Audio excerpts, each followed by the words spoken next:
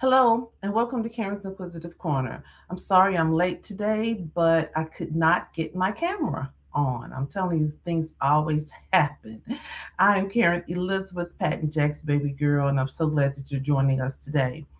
I have really got an interesting topic today. I thought it was interesting anyway, and it happened this week at work, and I said, I have got to share that with my people. I've got to share that with them on the corner. There are thousands and thousands of allergies per the CDC, all type of forms of allergies that people have. There are actually 3,000 known allergies, but new allergies come up every day. Now, the biggest allergy is actually in the environment, like pollen, mold, dust, and things of that nature. Who knew? But this week at school, we had a fire drill. And we went outside, of course, for the fire drill. After the fire drill, one of the teachers came and got me and said, Hey, one of the teachers is having a reaction. I'm like, okay, anaphylactic, what are they allergic to? Well, when I get there, the person was allergic to the cold. And I was like, to the cold. And she said, yes, I had never heard of anyone being allergic to the cold. Now, maybe you have. And if you have, please, let me know. If you are allergic to the cold, please let me know about it. Now, allergies that fall under the category that you're allergic to the cold is very, very rare. It's approximately 300 people in the United States that actually have this allergy. The allergy can be genetic. This particular person at my school, she had it, her grandmother had it, her mother had it, and it was all through her family history. It can also happen just suddenly. So you can just be going along with your life, and all of a sudden you go out, it's cold, and you start breaking out, or you start having hives. So we're going to talk about that a little later. So yes, it can be genetic, but it can also happen suddenly in your life. It usually starts when genetic at infancy, but it can also start as an adult or anytime in between infancy, or exactly, they said, 47 days after being born up until adulthood. So anytime between that, if the person has it in their family, they can start having signs and symptoms of it, or you can just suddenly start having signs and symptoms of cold allergies.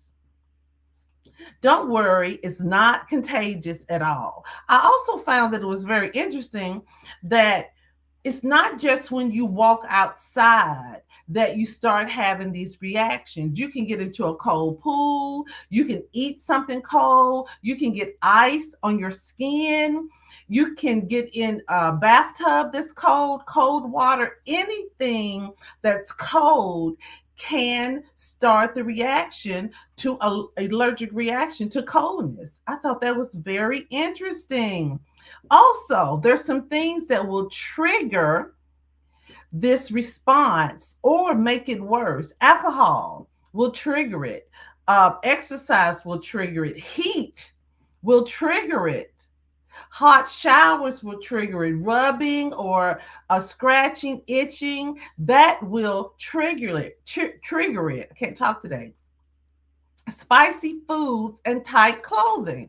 So I thought, okay, so if I'm allergic to the cold, then how can a hot shower trigger it? How can tight clothes trigger it? So researched it. Come to find out, the majority of these or all of these has something to do with circulation. It's either increasing, the majority of them are increasing circulation or changing somehow the direction of circulation. And that can cause the reaction that you would have if you're allergic to the cold.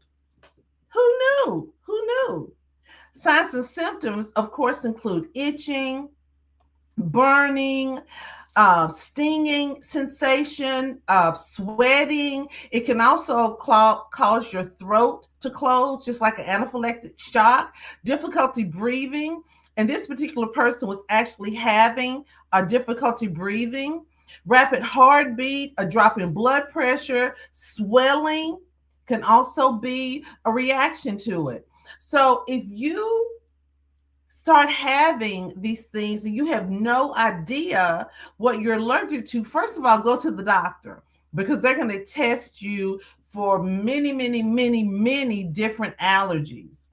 But if it's something that you notice, it only happens when you go outside to the cold or when you're subjected to anything cold, you actually may have this cold allergy.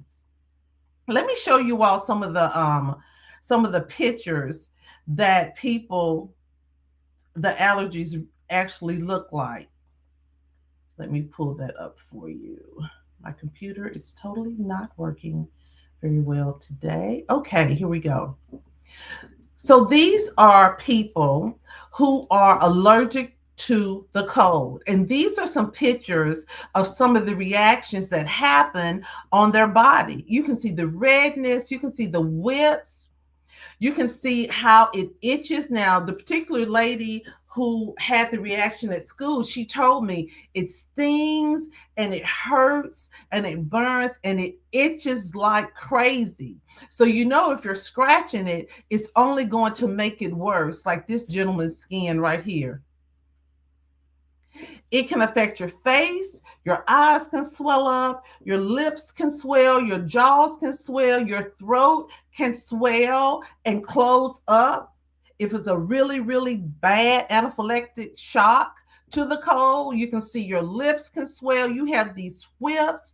They actually look like kind of pussy whips, especially with the man.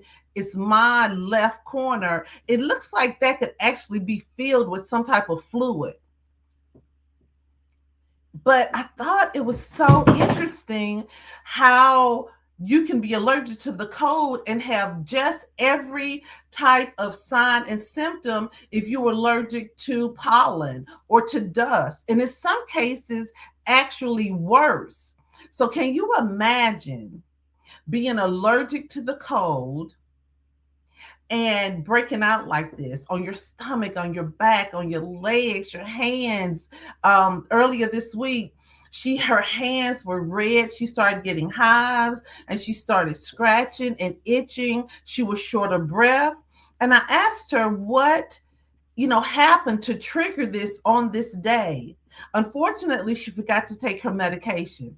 And it's usually some type of prescribed antihistamine that people with cold allergies or any type of allergies really, they take it. Just like I have allergies, but they kind of come and go. So it's not something that I take every day. But people with very, very serious allergies and could have possibly serious reactions, they're going to be taking a prescribed antihistamine every day. There's also allergies to heat, just the opposite. Some people are allergic to heat, just like they're allergic to the cold. I hope you learned something today. I really did learn something today. And you all have an amazing day. Let me know what you all want to hear in Karen's Inquisitive Corner 2.0 2026. Mwah. I love you. Bye-bye.